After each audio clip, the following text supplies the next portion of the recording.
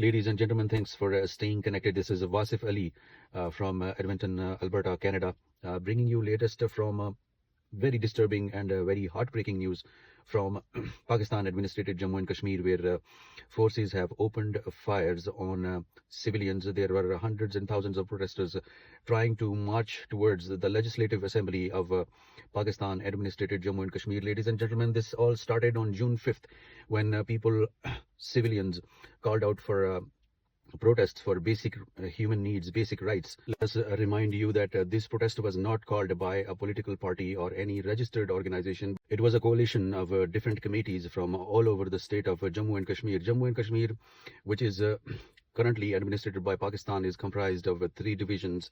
And people were representing this coalition from all 3 divisions, from the ward level to the division level.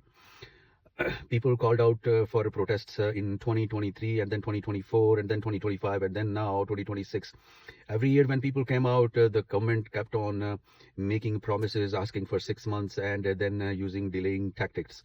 In 2023, 4 people were killed. In 2025, 10 people were killed. And in 2026, the state is witnessing the most brutal and deadliest protests ever, where so far almost 60 civilians have been killed. Today, the civilians who were sitting in the sit-ins since past 50 days, after seeing all the delaying tactics from the government, have decided to move on towards the Legislative Assembly.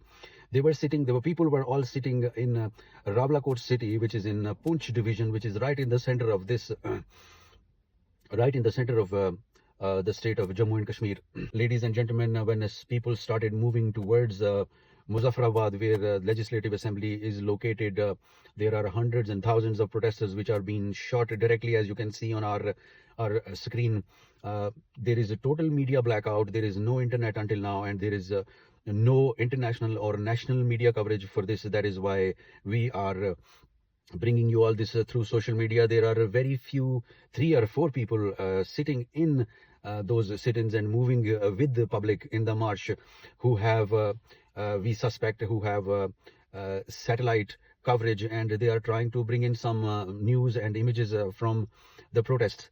We request the media, international media, anybody who can surface our voices of Jammu and Kashmir, who are asking for the basic rights. They never ever used any weapons. They are all unarmed, marching towards the Legislative Assembly. Ladies and gentlemen, anybody from anywhere in the world who could become the voice of the unarmed people. Thank you.